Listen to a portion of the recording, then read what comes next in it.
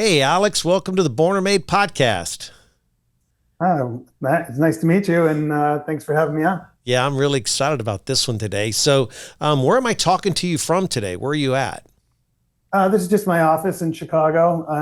I'm in the West Loop of Chicago and right on Fulton Market. So we've been here since 2018. I love Chicago, actually. It's one of my actually all-time favorite cities. So I'm glad maybe one day I'll get to come out there and see you.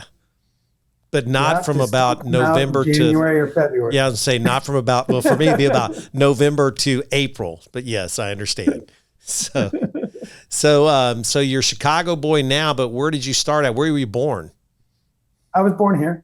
Okay, wow. Yeah, born here, raised here. I moved around quite a bit, but then I came back. So okay, so you're born in Chicago, all that kind of stuff. Yeah. So where are you in this? Were you in the city of Chicago, or were you in one of the suburbs? No, I grew up in the suburbs, Okay. South Side kid, and then moved to the West Side, and then went down to University of Illinois in Champaign.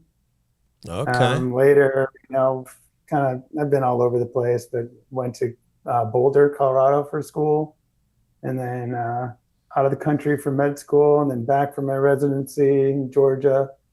Then a bunch of fellowships in functional medicine and stem cells and all kinds of stuff. So, All right. Well, I'm going to drive you crazy. Now you're going to go put on your memory cap. So you're born in Chicago. How long were you tell me kind of little kid, grade school, what were you doing? Kind of what were you, give me, I like to hear about it.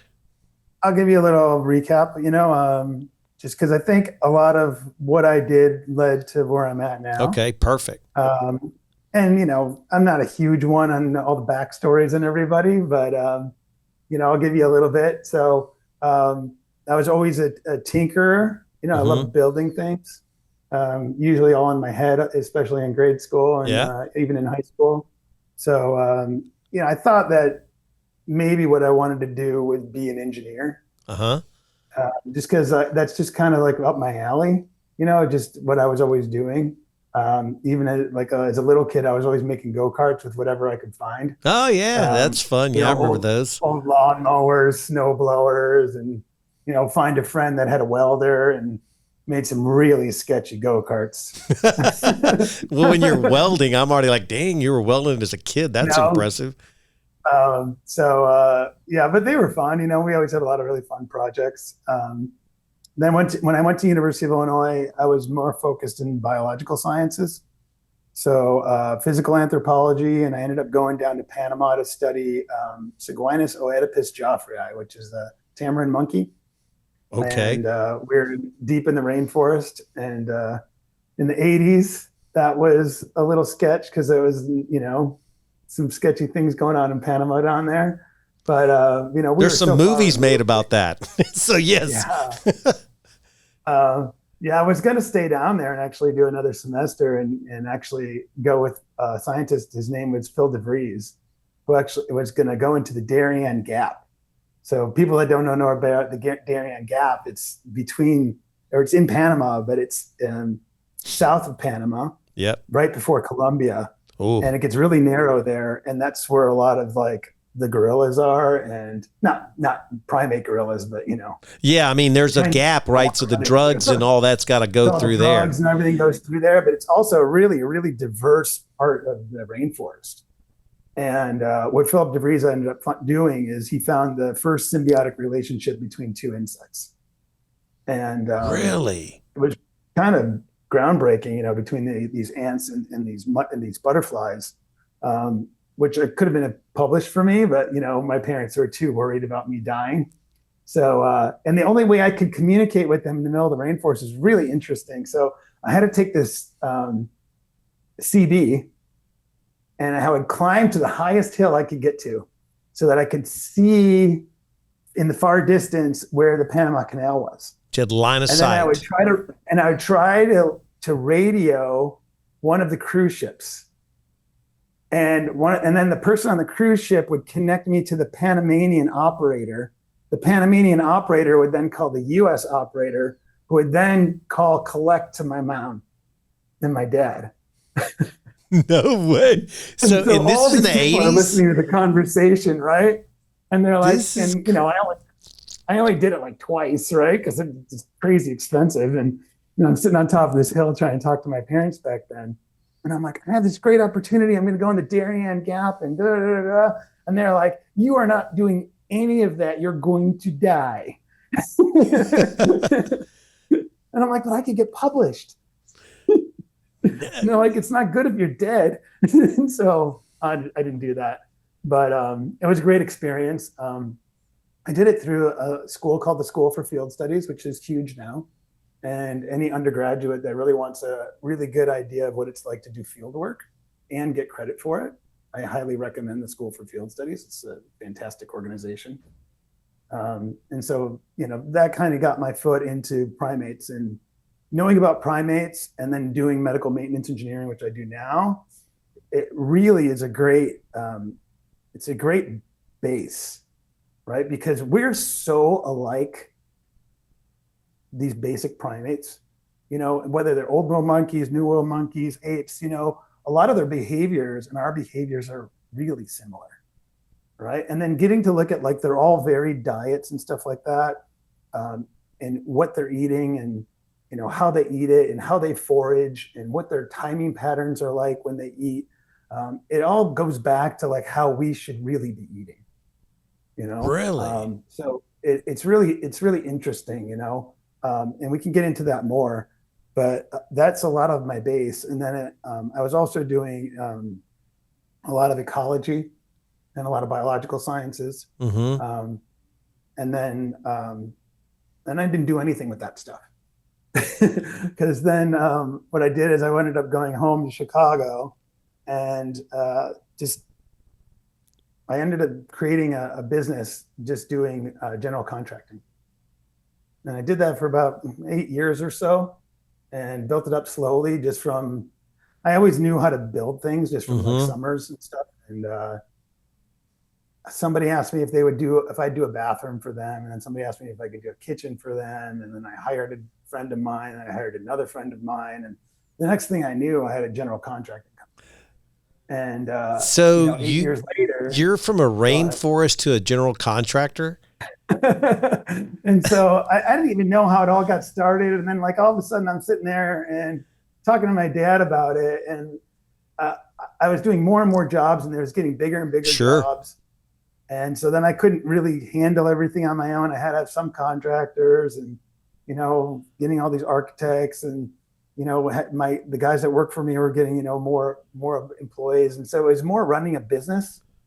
And I was like, why am I doing this? I'm like, this is nothing that I really wanted to do. I'm like, it's cool. Right. And like, I loved building new things, and I loved making the designs and kind of doing everything from start to finish. I was even dabbling, like I would do my own 3D designs back then. And I tried to do it all, but it wasn't really my passion.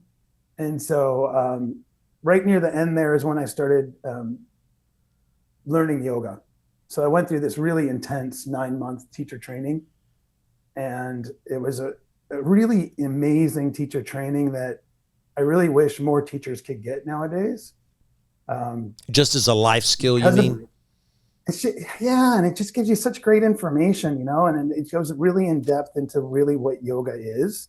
And the program that I went through was here in Chicago, and it was just way more hours than people normally get now. And I went really deep into the literature, and then we had a lot of senior teachers come in and give us workshops. And so we got to see it from different perspectives. And, in my patients here, I try to just tell them, like, if you can only do one thing, just do yoga, because you're doing everything at the same time. Like, we want people to meditate. Yep. Right. So you're doing a moving meditation if you actually practice yoga the proper way. We want you to do breathing exercises. Well, you're doing a breathing exercise when you practice yoga. We want to work on your range of motion. You're doing that. We want you to work on your flexibility. You're doing that. We want you to work on your strength. You're doing that. We want you to work on your balance.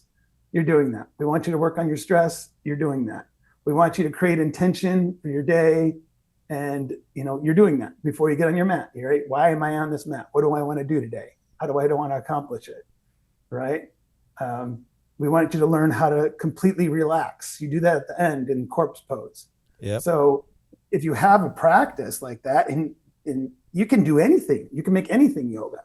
Like when you're doing your lifting, you could be doing the same thing, you know, working on your breath, working on your intention, staying calm. You know, any physical activity, you could still be doing it, because all it is to yoke with the divine, right? And it comes down to three things, which is in the sutras, it's tapas, svadhyaya, and ishvara pranidhana. So it's burning desire. So you have to have burning desire. Yep. Right? With whatever you're going to do. That's right. Or it's just not going to happen. Right?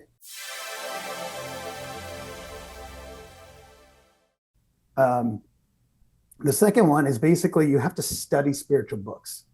And that could be anything, right? It could be philosophy. It could be some religion.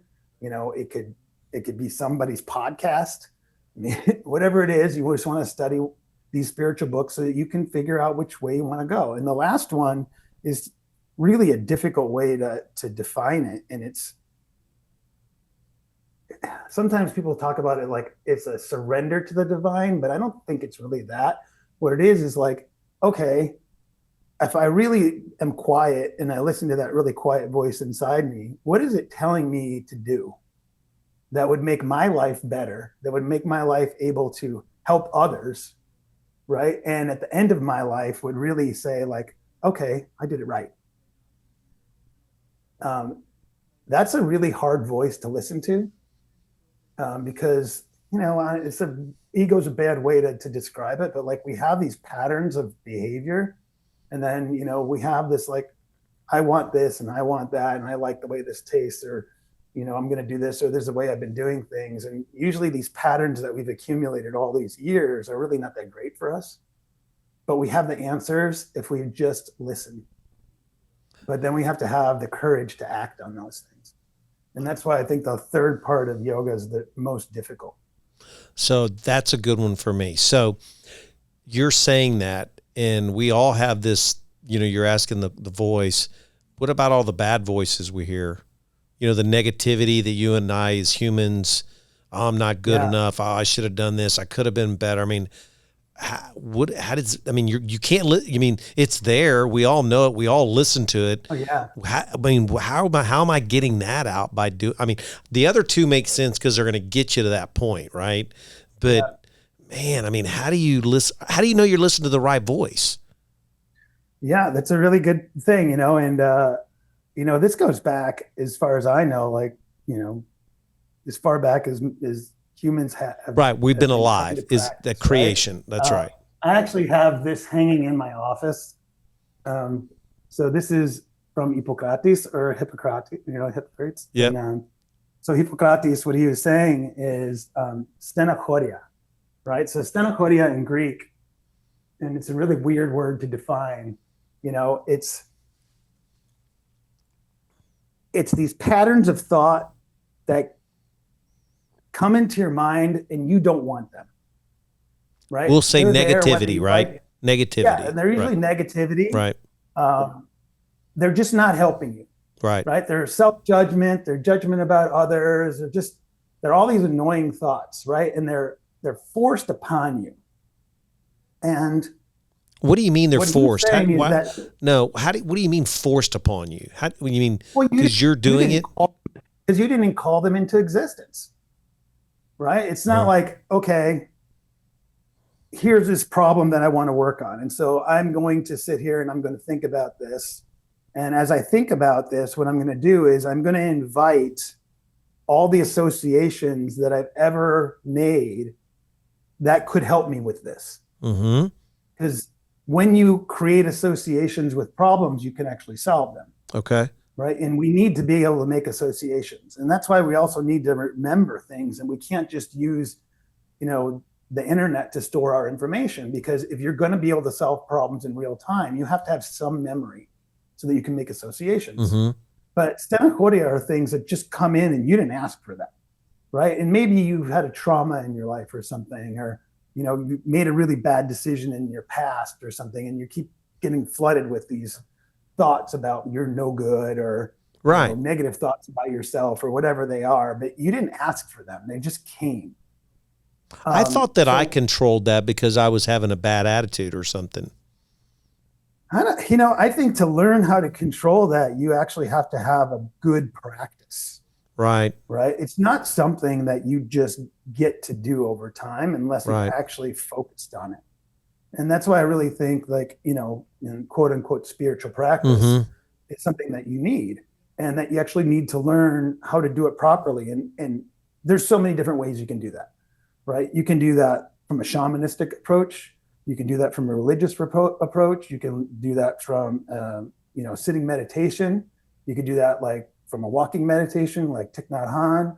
You could have a yoga practice. You could be a qigong practitioner. I mean, there's so many ways you can go about it, but you have to have some format where you're going to observe yourself, and that's all you're going to do. All you're going to do for the X period of time is you're just going to observe without Mm-hmm. judgment, without anything else, so that you can see what is. And what will happen is, these things will come up. And then your job is to not react to them and to explore them further, to see what can you learn about this and how do I resolve this so it doesn't come back, right? Sometimes you can talk about it as like they're demons, right? And their job is to steal your time.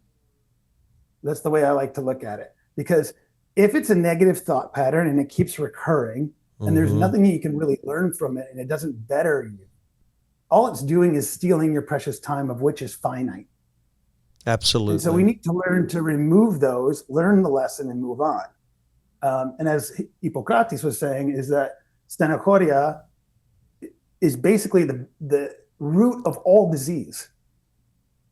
And we're seeing some of this data now with Dr. Joe Dispenza, so that when he teaches people how to do his pineal meditations and some of these other coherence practices, that whatever's wrong with them physically, mentally, that they get better, right? And they get better in a very short period of time by doing these practices.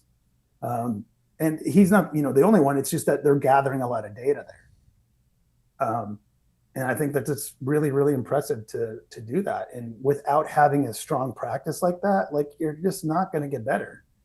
And you can have a really good therapist that's helping you, but you have to do the work. You got to do the work. Yeah. So that's where my life segued, and I got away from building, and I sold everything in my business there, and I moved to Boulder.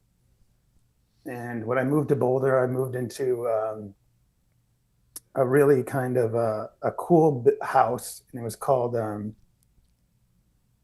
Chrysalis. And the Chrysalis Foundation back then was kind of difficult to be with, but they were awesome. So it was about 10 of us. You had to be a vegan. You had to practice activism.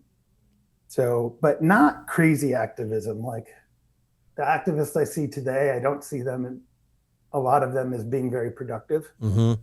They're just more kind of bringing attention to themselves. What we tried to do is activism that was actually going to be beneficial for the community and beneficial for the businesses that we were talking to. So, if we were talking to a business that might have, been polluting in some way, we would just ask for a meeting with one of the executives. We'd go in nicely dressed. We'd go in with a lot of data showing, like, okay, look, this is what we're finding that your company is releasing into the environment. Here's some of the engineering firms in this area that can help you decrease that, right, without increasing your costs dramatically. And this is how you could talk to the local people about what you're doing to look better in their eyes, which is going to help your business, Mm-hmm. right? And just leave it at that. And they responded really well to the stuff like that, because sometimes they just didn't have the bandwidth to go and look into to see how you're going to solve some of these problems. It was just like, okay, that's a luxury thing that I can do later on, but let's just keep going. And I really wish that more activists nowadays would be that way, rather than picketing and creating all kinds of nonsense. That was a big part of it. The other thing was that we did Vipassana meditation every morning as a group. And if you've ever been in group meditation, you find that like it's just deeper than being by yourself. It's a fantastic thing. I don't know if you know how many of the viewers have done that, but go sit by yourself and meditate, and then go sit with 20 people or 10 people and meditate, and it's a completely different experience. And it's just so much easier to sit there, and you go a lot deeper. It's really amazing. And if you get to do it in a big group, hundreds of people, it's even more profound. So that was great. And then I started school at a Kung Fu school, and it was Shaolin Kung Fu. So we got to learn all of like, what would the Shaolin practitioners learn, not now, but more than 100 years ago, what were they learning? Which is much different since the Chinese government kind of came down on the Shaolin monasteries and they killed a whole bunch of the Shaolin. And now the Shaolin basically are practicing a different kind of practice than they did in the past. And so we got to learn all the Qigong that was, created for medicine. So Hua Tuo was a famous Chinese physician, and he's the one that developed a lot of the Qigong. And he was known for this 108 postures in the Qigong, and we got to learn that. And we got to learn their Tai Chi and a lot of internal styles and a lot of breathing styles, a lot of things just to increase your lifespan and your health span. So I love that. And I try to incorporate that here into the clinic as well. And after a couple of years in Boulder, like kind of feeling the best I've ever felt in my life, and I think it was probably in the best shape of my life. I actually threw away my mattress because I found that after I was doing Ashtanga yoga, I was doing this meditation, I was doing Kung Fu. I didn't really have to work much because I sold my business, and I was living cheap. So I found that the mattress was really screwing my sleep up. And so I just was sleeping on my camping mat. Really? And I would lay on my back. I just lay on my back without a pillow. And I would wake up a couple minutes before my alarm clock would go up every morning. And my alarm was set for like just before 5 a.m. And because my mat time was like 5:30, I would just wake up and I would sit up and I'd laugh and I'd turn off the alarm clock and I'd be wide awake. I'd go down, I'd make some green tea. I'd sit in the backyard, a bunch of animals come around. I'd grab my yoga mat, go do yoga, I'd come back, make something to eat, sit in meditation for an hour, and start my day. That kind of a luxury now. I wish I had that kind of time to do stuff. But it's fantastic how I got to felt. And so, I'm like, okay, I can do this for the rest of my life, but how do I really like incorporate this and try to help others? And so then I went back to school and I did neuroscience and biochemistry, went into med school. And then during med school, I started a fellowship in functional medicine, which is a little early. But when I did graduate from functional medicine, it was really funny. They stopped the stage and they're like, this is the only doctor that we got before he went through residency and finished med school. And which was funny about that was it made my residency a lot more difficult. Really? Knowing this stuff, because it conflicts a little bit, right? So functional medicine and your standard medical practices don't jive as much.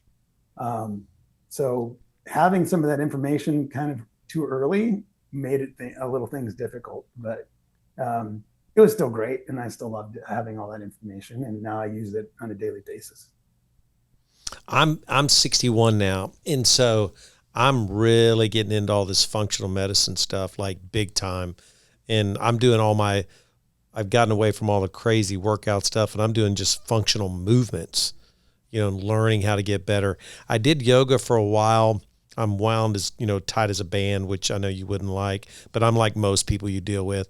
And, yoga, I was the guy where, yoga's for wimps. Man, let me tell you what, anybody ever said that around me, I'd be like, you're crazy. Like that is hard as crap. And I was the guy. So this is funny. So the first time I do yoga, I go and I'm like one of two guys. I'm in the back, right? I can't even touch, I can barely touch my knees, right? I mean, it's bad. Same guys you're dealing with every day. And I'm in the back going, oh, God, and finally they tell me later, sir, you're supposed to be quiet and not say anything because you're kind of meditating like you're talking. I was the guy in the back that they could have made a Saturday Night Live skit out of. I was so embarrassed. After that, I had to learn to be quiet. And man, it was hard. Yeah. Yoga is just all about you. So yep, that's right. When I used to teach, I used to say, like, don't listen to me.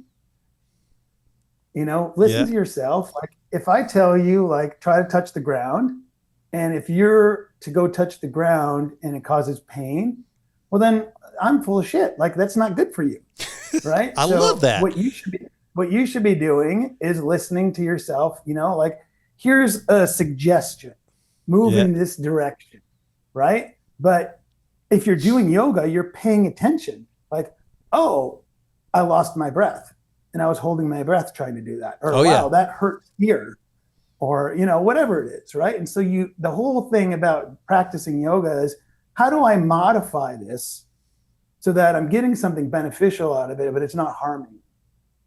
And it goes for everything. Like, every type of movement that you're going to do, whether it's in the gym or whatever, it's like, am I really aware of what I'm doing? Or like, I want to go move that piece of furniture.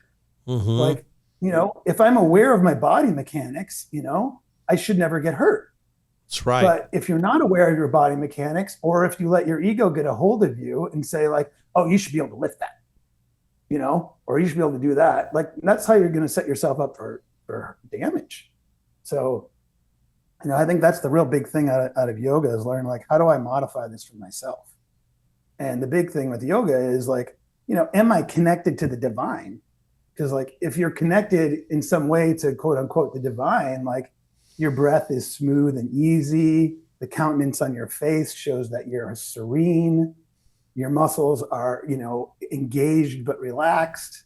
Your posture is, like, the best it can be for that situation, right? Like, all of these things are happening, right? You're focused. You're not distracted. Like, so, you just keep watching, and eventually you're not going to be there. Like, you're gonna be like, oh, I'm totally distracted, right? But and then you say, okay, so I'm going to come back, no judgment, right? I'm going to come back to my breath. I'm going to come back to the moment. I'm going to focus on how this feels, and I keep going. And you might have to do that 100 times during your practice, but that's okay. And you just keep doing that, and you learn how to do that when you're having a conversation with somebody. You learn how to do that when you're focusing, trying to write an email. So it just happens throughout the whole day. And if you don't practice how to concentrate, then you'll never get better at concentrating.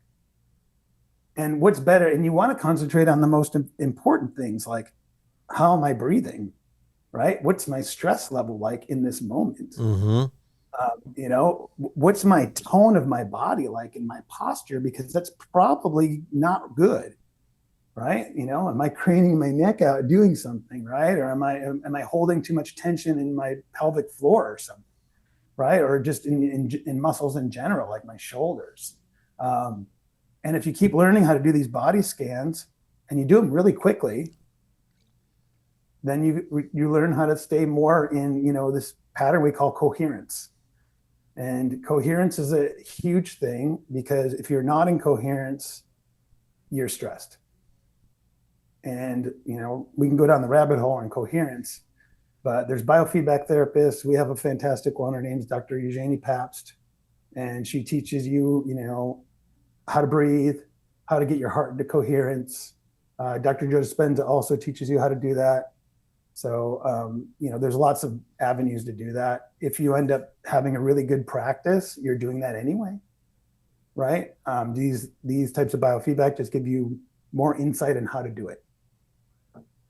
Yeah, and just being aware. I mean, just like I said, this is all very new to me, so this is great. You and I are getting to talk about this, because I think there's so many people reaching out for this stuff that's call it holistic, whatever. I don't know the term, but, just getting off the meds, trying to, like, oh, you're here, you have this, take this for the rest of your life. Or, hey, instead now we're learning, which you're already, obviously light years, like, well, actually, if you just do this and work at it for maybe a couple of months, and then that becomes a standard pattern. I'm trying to figure all this stuff out so that, and I'm learning, like I interviewed somebody a couple of months ago, and it's like, well, your shoulders hurt. He was talking about his, and then he learned through all this stuff that it's because of certain tensions, the way you're carrying yourself. And he started learning all this stuff, and he stopped having shoulder pain. Yeah. I mean, there's so many things you can do, right? I mean, even just basic hanging, just dead hanging, which, you can look that up. It's basically just hanging from the bar. Right. But nobody does that because it's not cool. I do it. Like I literally, before I work out every day, and it's pain, stretches my shoulders out. It makes me cognizant of the fact that, hey, you need to be careful. I mean, but if before it's all like, we got to like everything, we've got to find this balance. Like yoga was for, crazy people, and then muscle guys were like, and then now you're like, actually you need some weights, you need yoga, you need meditation, all this stuff was like, oh, well, meditation was only for people that were, back in the 60s or whatever. Now you're like, well, actually I do it every day. And I didn't do that until just months ago. And all of a sudden my blood pressure's, 100 over 65, 60 sometimes. Yeah. And you're already doing this. So I think the wave of this is coming at just an incredible speed because people are getting tired of what I talk about, Alex, is that like my generation, if the doctor told you to take this and do this every day, you did it. Now we have information like yours because you didn't follow into the same program. And now it's like, well, actually what Alex is talking about works. It actually works. And so to get into like what I'm doing, you have to work on your lifestyle. That's 100% a given, right? But it's so far beyond that right now. And that's where we're at. Mm-hmm. So there are so many great podcasts and you can learn about lifestyle, right? Like, how you clean up your diet. Yep. Right? Get more plants in your diet. Eat earlier in the day, right? Don't eat before bed. Make sure you have fiber before everything else. Like there's so many cool things that you can look at. Like, we have Dr. Andrew Huberman, who's helping lots of people, right? We have this other girl, and she's called the Glucose Goddess, and she's a French biochemist. Listen to her and figure out your sugars and stuff like that, right? Get your sleep going, right? Make sure you listen to Dr. Matthew Walker and tape your mouth, and make sure you get your breathing done, right? And all of these lifestyle things, all the exercise, all that kind of stuff, make sure like you get that going. But that's not my specialty. So what I've designed over the years is called medical maintenance engineering. Right. And the reason that it's so important that we talk about that is whether you're going to functional medicine doctors or whether you're going to regular doctors, what we're all taught in medical school is, what is the problem? What are you here to see me for? Mm-hmm. Right? But engineers don't do that. Engineers are always working on, how do I optimize this system so that it works better than they designed it to be? And then the other thing that they're working at is, what are the single point failures in this machine? So the single point failures are things that are going to make you crash in an airplane, right? Like, okay, if this hydraulic system goes out, right? Or this goes out, right?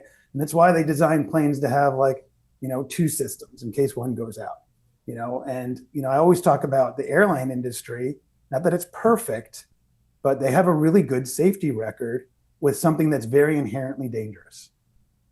And the way that they're able to keep it pretty safe is they're very strict about the maintenance scheduling of that plane. The hydraulics got checked at this point. The electrical system got checked at that point. These engines got rebuilt here. That fuselage got x-rayed at this point.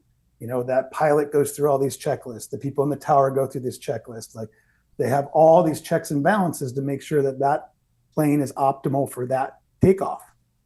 But then you go into your physician, do they have all of the checklists in front of you, ready to go, and say, okay, this system's at this level of optimization. This system's at this level of optimization. This is what we want to do to make this system better. No, it's mostly like, okay, you have hypertension. We're going to give you this med. We want you to do these exercises, blah, blah, blah. So it's all problem-based. You'll never optimize a system based on problems. So not that you don't address a problem, but if you're addressing optimization, problems kind of go away as long as you've done a few things to make them better. But without addressing optimization and without looking at all of these different types of laboratories and scans that aren't part of the regular regimen, you're never going to get there. And so, when we do medical maintenance engineering on people, it's very detailed on what we test, when we test it. It's highly scheduled. And so we have to do an interview process with people before they join the clinic. And this is something that, we've been doing, more recently. And it's because people need radical willingness. And so I will tell them, this is what you need to do in order for this to work. You have to be highly compliant, right? Are you going to take your supplements, multiple times a day? And we make it easy for them because we prepackage them. So all they have to do is open the package and swallow it. And then we get data on whether or not they're actually taking them. And then the same thing with your medications and the same thing with your lifestyle. And so we try to check in and say, well, are you doing this? Are you doing this? Are you doing this? Are you doing that? And then we keep measuring to make sure that they're moving towards these optimizations that we want. But without that, there's no way that it's going to happen. And in this landscape right now, there are so many companies working in this longevity program. Right? You see these longevity. Oh yeah. They're everywhere. They're going crazy, yes. Right? All over the place. And they're not using this protocols. What they're doing, and some of them are charging extraordinary amounts of money. And I'm not saying that mine's cheap, but they're charging a lot of money for 1 or 2 days of testing, and then you're out the door. Right? Instead of like, well, that's not engineering. Like maybe you did a little bit of a discovery process on these people. But how are you going to optimize them unless you give them a very good protocol, with what are you going to do? What are we going to test? And then what are we going to do after we get the data back, right? And then put it back through the machine again, right? And that's how engineering works, right? So, we try something, we see whether or not you're compliant with it, we see what the outcome is, and then we change as we need to get you more optimized. And now we have extraordinary testing. We can actually see the quality of your mitochondria that's never been before able to be done, right? It's only in the last year that we've had this new test. And before you used to have to do a muscle biopsy. Right. I remember hearing about those. Yeah. Right. And, nobody could afford a muscle biopsy, nor would they want to stick a large gauge needle into their quad. Right. But now with a simple, finger prick test, you can see the quality of your mitochondria. And, you'll hear, I've seen all these podcasts oh, improve your mitochondria, do this, do that. Well, if you're not testing, you have no idea. Right? Right. And, no. And I haven't seen one of them talk about how you actually test to see if the mitochondria are working better. And now we have this stuff called omics data. So proteomics, metabolomics, all these types of things. They're small molecules that were very difficult to test, which we can test now again with blood spot. This is a next level of looking at, the intricacies of the metabolism of the body and seeing you always hear about inflammation. Well, we can measure how much you're inflamed, and then we can give you things to do to manage that. Now, a lot of times it all comes back to lifestyle. Mm-hmm. But we can move way beyond lifestyle. And that's the whole idea with maintenance engineering and longevity medicine is what can we do now? What new medicines do we have that we can repurpose? What supplements do we have that we can repurpose? And how do we put this all together into a plan for you so that we can decrease your single point failures, which are heart attack, stroke, cancer, Alzheimer's, falls, and it goes on and on, but those are kind of the top ones. Yeah, top ones for sure. All of those things can be prevented if you're actually looking for them, right? No one should have a heart attack. Like we have the technology. Like there's a test called the Clearly test, and you put some dye in your veins, and then they do a CCTA of your heart. That goes through AI, and you can see all the plaques in your coronary vessels. So if you know what's there, then you know how to treat it, and you should never really have a heart attack. But in this country, there's heart attack, almost one a minute or more than one a minute. That's ridiculous. So can I interrupt you real quick? So do you actually do that test, or do you have to go? Yeah, I send it out. So no, but I mean, you can take the test. Yeah, that's part of our discovery process. You want to repeat that test probably about every 3 years if you have coronary disease. If not, you can do it at longer intervals. But it's one of the very first tests that I do on everyone. We also do a full body MRI. And you'll see full body MRIs advertised all over the place, but they're not all equal. A lot of them are using a really low quality magnet. So you want to use a 3 Tesla magnet. And then you want to run that data through AI, because what you want to be able to do is you want to be able to compare that MRI to the year's next MRI. And you want to do them annually, and you want to look for changes. So like one of the tests that we do is called a NeuroQuant, and it's through Cortex Labs, and it looks at your brain and it evaluates the sizes of the structures of your brain from one side to another, looking for asymmetry and also just looking at the size. Because as we get older, we lose brain mass. And we want to know, like, are our protocols maintaining your brain mass? And are there any troubles going on from one side to the other where you're getting asymmetries? Because that can usually indicate like chronic infections or other issues. Mm-hmm. And then you want to be able to evaluate a lot of parts of the other, organs. Like, does your liver have inflammation? Does your liver have too much iron? Does your liver have too much fat? What are the other organs kind of doing? Your thymus gland that sits here, what's the size of that? And is there fat that's coming into that gland, taking over that gland? Because if you don't maintain your thymus, you can't maintain your immune system. And if you can't maintain your immune system, then you can't heal and you can't prevent cancers. That's right. You'll become disease prone. And it just goes on and on and on to all the data. And so we need to accumulate that data in a way where we can look at it year to year. And then we can use that in our optimization protocols to see whether or not we're treating that properly and optimize it, or if we need to make some changes. So can I do that from anywhere, or do I have to come to Chicago? I mean, I know I can get blood work done. I mean, how does that work for your? So for here, we do it in a very special way that we get the data that we need. Mm-hmm. And I work with the radiologists so that they're looking at what I want them to look at. Right. And that they're putting the data together so it goes into our data lake. And then we can use our AI to help look at all that data. And what we're doing now is, and this is more recent, and it's an offshoot of my company is called the Pazio Institute. Mm-hmm. But the offshoot that we've just created the last 6 months is called the Institute for Medical Maintenance Engineering. And the whole idea of the Institute for Medical Maintenance Engineering is to create more kind of open source platforms so physicians can learn how to be engineers, which we all should be. Like, I really think that in medical school, there should be a year of engineering so that you can learn maintenance engineering. And so, because you're an engineer, you're trying to optimize the most complex system on the planet, right? And you don't have an engineering background, like, that's dangerous, right? And that way, no one can really affect you. Like, your medical school wouldn't be able to affect you, and the pharmaceutical companies or your board wouldn't be able to affect you, because you would think like an engineer. Uh-huh. And you would find out, like, oh, wait, they're lying, right? Real quick, because your data is going to show it. So we want to teach physicians how to be engineers. And then the other thing we want to do is we want to be able to share this data with real scientists.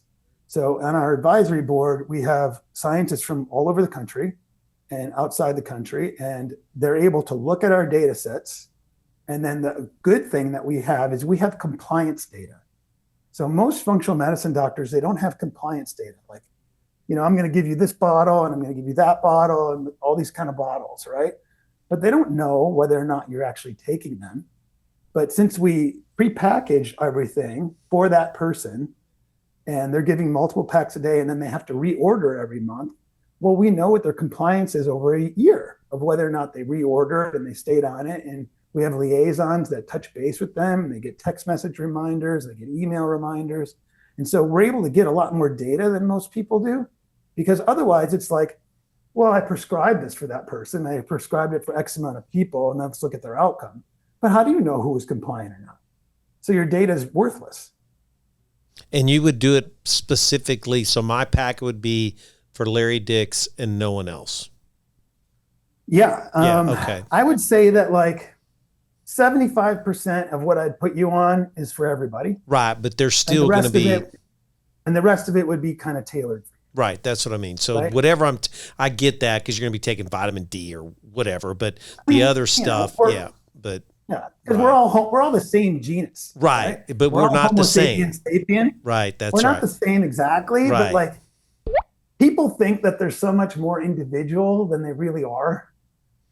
You know? Yeah, it's I know. Right. You're a Homo sapien, like you're the same model. That's right. Yeah, just maybe a little different color. Right. I may have a well tail. You got a few little different genes here and there. You got a couple epigenetic modifiers, but mostly you're the same. Yeah, I'm bald and you have a full head of hair. Okay, but we're still the same, right? I mean, it's true. That's a great way to look at it. Yeah, I love that.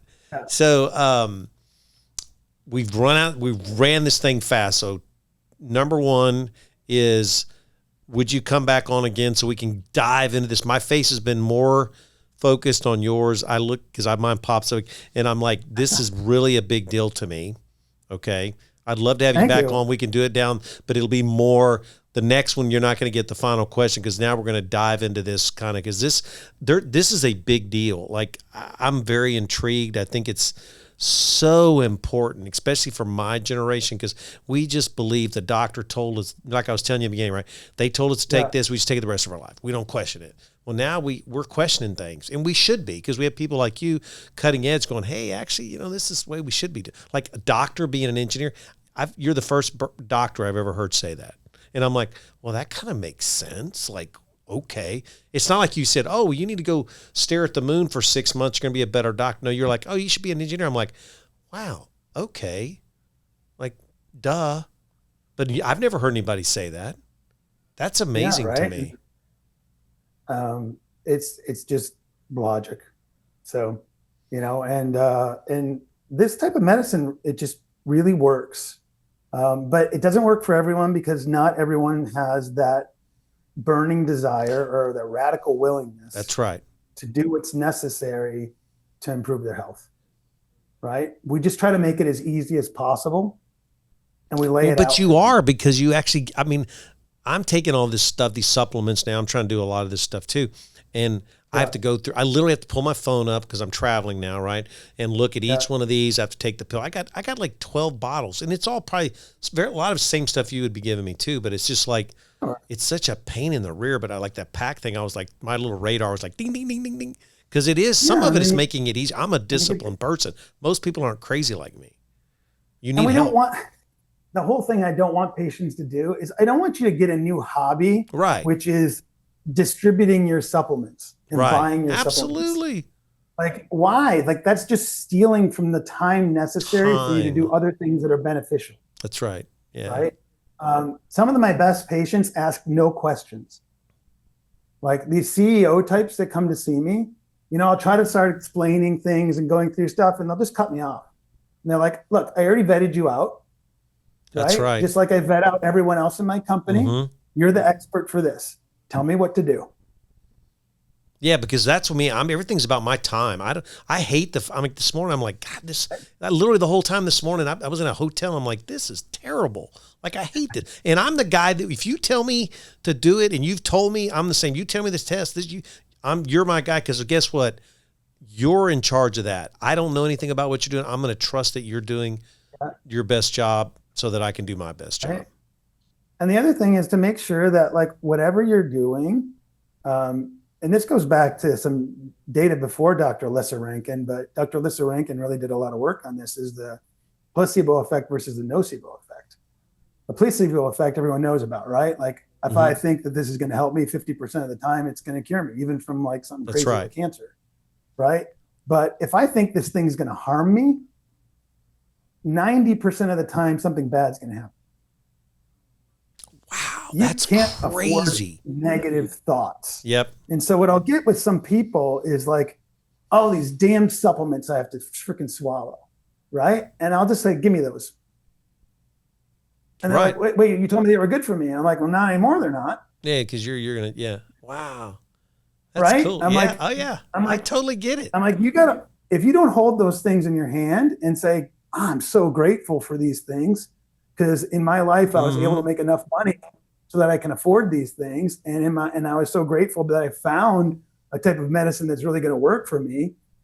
And then say, like, I'm really grateful and I'm really happy to take these and they're going to help me. Well, they're gonna. But if these things, you're like, oh, these damn supplements, yeah, good luck, right? It's probably going to end up really bad for you. And that's how powerful your mind is, right? And we go back to the stenochoria, right? Yeah. And all these negative thoughts. That's number one, right? You got to get your mindset positive and you got to get in control of those negative thought patterns. I love it. Well, so I get to ask you the best question of my day every day is, as we close out, is, do you think you were born or do you think you were made? Such a difficult question, right? So There's no wrong answer. It's obviously a combination of both. So one, I hit the jackpot when it came to parents. I love that. And I can't stress that enough. So both my parents are educators. My dad's no longer with us, but he was a superintendent of schools. My mom has a master's degree and she is a teaching or a reading specialist. And we were so encouraged to learn. And they used to read to us nonstop. And I don't know how many books they would, afford us to read and projects. And my dad was always encouraging me to just do whatever I wanted as far as like exploring things and tearing things apart and building things and all that kind of stuff. And they were a perfect example of how you have a relationship. Your